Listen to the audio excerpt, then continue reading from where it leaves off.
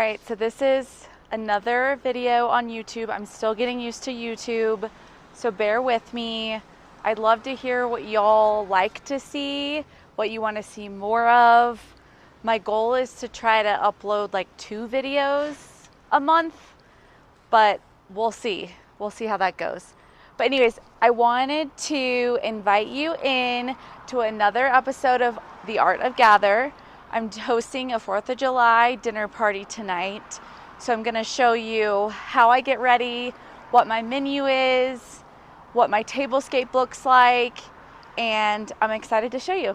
For today's video, I'm gonna show you everything I did to prep for the party, what I got on Amazon for last minute ideas, what I found on Pinterest for last minute ideas. Again, I wanted to go with a more tasteful 4th of July, so just incorporating those colors with flowers and things like that. And so I'm excited to show you what I did. Now, if you remember my other video I posted, The Art of Gather, this is another episode of that. So The Art of Gather 4th of July Dinner Party Edition. And in that other video, I talked about hosting tips. So I wanted to share with you some additional hosting tips.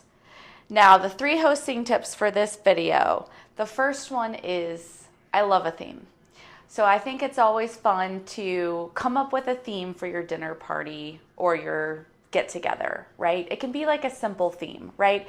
If you're just doing a weeknight dinner party, the theme could be lemons. I love lemons, and you could incorporate lemons in your tablescape. You could incorporate lemons in your menu, right? Or even something like tomatoes. I think for my next Art of Gather series, I want to do a summer dinner party because I feel like the theme this year has been Tomato Girl Summer. So I want to incorporate tomatoes in my next dinner party. But again, a theme is just something fun to go off of. The next tip I have is having a flexible menu. If you have a flexible menu, you have a less stressed host. That's how I see it.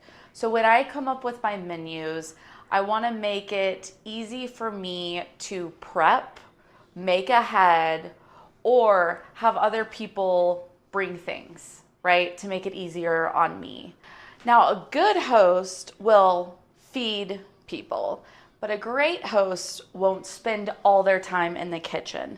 So that's why I think it's important to incorporate a very flexible meal where you can prep as much as you can ahead of time so you can still engage with your guests when they arrive. Now, my other tip is adding some type of personal touch, whether that's creating a handwritten menu, handwritten little name tags, getting a sprig of rosemary and putting it on the plate. I feel like adding some type of personal touch will leave the guests remembering the night so much more than just the food, right? So one of the things I did for this dinner party is I created a menu on Canva and I sent the menu ahead of time to everyone. And I feel like that just adds a cute little personal touch. The other thing is, and I got this from my mom, but my mom loves to get on ChatGPT and have chat create little mini poems or rhymes for on theme or like for a holiday. And so she's done that for every holiday for us, or like a handwritten letter with a rhyme. And I just find that so touching.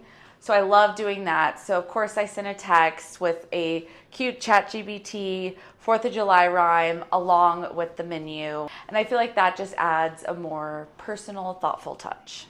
I saw these really cool vases. They were on sale on Amazon and they're blue. So, and then I went to Whole Foods and Trader Joe's and I got some really pretty hydrangea type flowers that are all white and then red flowers too. So I'm gonna create some type of bouquet that gives red, white, and blue.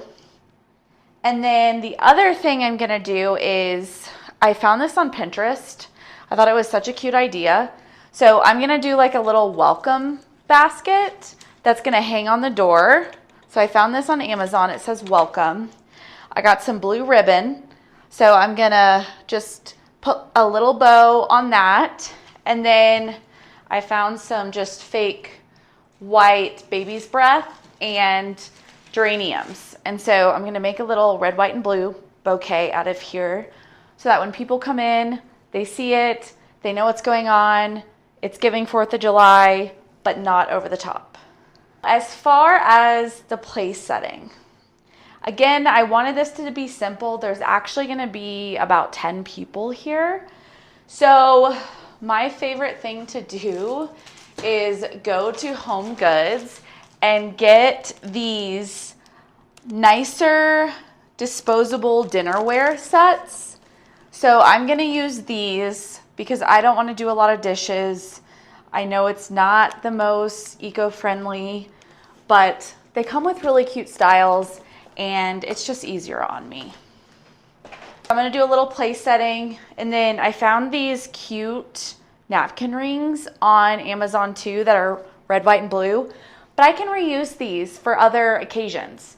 So I'm gonna put napkins in there on the plates, and I feel like it'll be a cute little setting. Okay, so literally this is all I did is I got these faux flowers. I just stuck them in this basket, and then I'm just gonna do a cute little bow. And I feel like it's giving 4th of July, but not like too much, you know? See, and it says welcome. I might cut that down, but isn't that cute? All right, this is the final project, and I'm gonna hang this on our front. What do we think?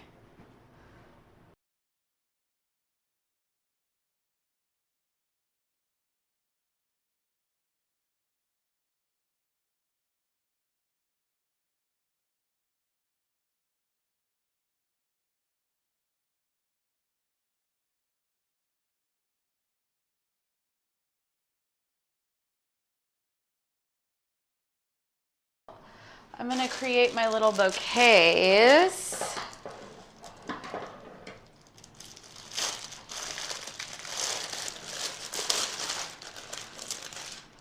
Trader Joe's just has the best flower selection.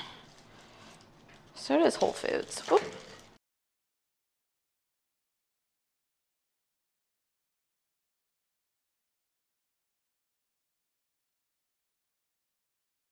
Okay, so tonight I have about 10 friends coming over for my pre-4th of July dinner party.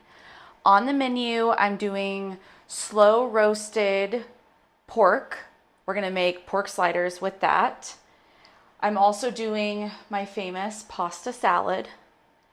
And then my friend is bringing a watermelon feta salad. We're gonna do elote, but like corn on the cob. I'm just gonna make it more elote style. And then for dessert, I'm doing a warm peach crumble with a homemade honey whipped cream. So I'm gonna do it in this KitchenAid, and y'all are gonna laugh, but I've never used a KitchenAid before. This is my first time. Linda was so sweet and gave me her hand-me-down so she could get the more aesthetic one to go with her kitchen. But I'm so thankful. So we're gonna try this out for the first time. I went all over Denver this morning to try to find a 7 or 8 pound pork butt. I went to multiple King Supers. I finally found a 8.5 pound pork butt at Whole Foods. So I was there lined up right at 7 a.m. So I seasoned that and I put it in my Dutch oven, and it is going to slow roast all day in the oven. So I'm excited about that.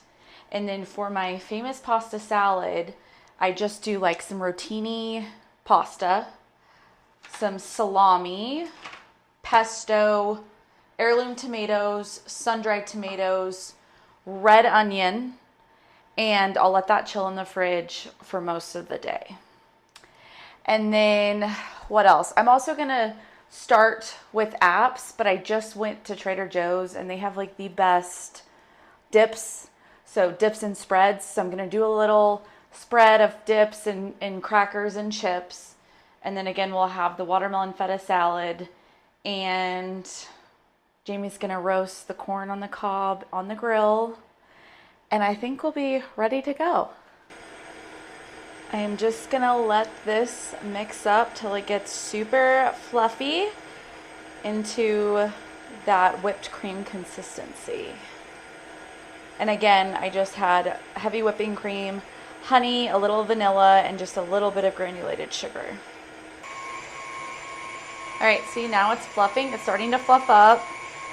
I realized I needed to have it on a little bit higher speed, but it is almost ready. See, I like this consistency. I think it's ready to go. So this pasta salad is seriously so easy to make.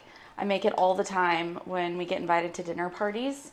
And I started making it probably last year. I have a couple of gluten-free friends, and this pasta salad is really good. There's like a Jovial brand, and you can't even tell the difference. Jay said he cannot tell the difference with the pasta noodles that I use. So again, this just has mozzarella balls, cut up heirloom tomatoes, sun-dried tomatoes, red onion, the rotini pasta, and a couple heaping spoons of pesto. And then I season it with all different types of seasonings. So it will go into the fridge for a few hours and be ready to serve when the guests come. See? So easy. I wanted to do for a dessert, and I got this idea on Instagram. And y'all know that I am not a baker. I'm all about elevating anything related to baking. So buying a cake and making it look 10 times better. So I got this like vanilla bean chantilly cream cake at Trader Joe's. And I'm gonna just kind of spread the icing that's already on there just to make it like a little more even. And then I'm gonna create little flowers with these strawberries that I cut and blueberries. So it kind of gives it a 4th of July theme with the red, white, and blue, but I'm excited to try this. So I encourage you guys to elevate things. And then I'm just gonna cut them in little squares so people can easily grab them. See, I just cut them in little squares, and I feel like this is a really cute 4th of July dessert. Making a little peach crisp. And it's so funny, I feel like people either have big eyes or small eyes in the sense of, I think I need more food for the amount of people that are coming, and I definitely have big eyes. I got way too many peaches, so I'm only gonna use one of the bags, but that's okay. I'll think of something else to make this week with them. But anyways, I'm just cutting the peaches, slicing them up, putting them in a baking dish, and then I added oats, cinnamon, brown sugar, butter, flour, and I think that's it. And then I'll just sprinkle that on top, and then we'll bake for a little bit, and then I have my honey whipped cream to go on top. All right, I think we have our final product here. And you may not like this, but I'm mixing it up between the plastic and the glass. So we're gonna have plastic plates and napkins, but we are drinking rosé tonight. I'm not, but all my friends are. And so we're gonna do a little bit of elegance, but a little bit low key.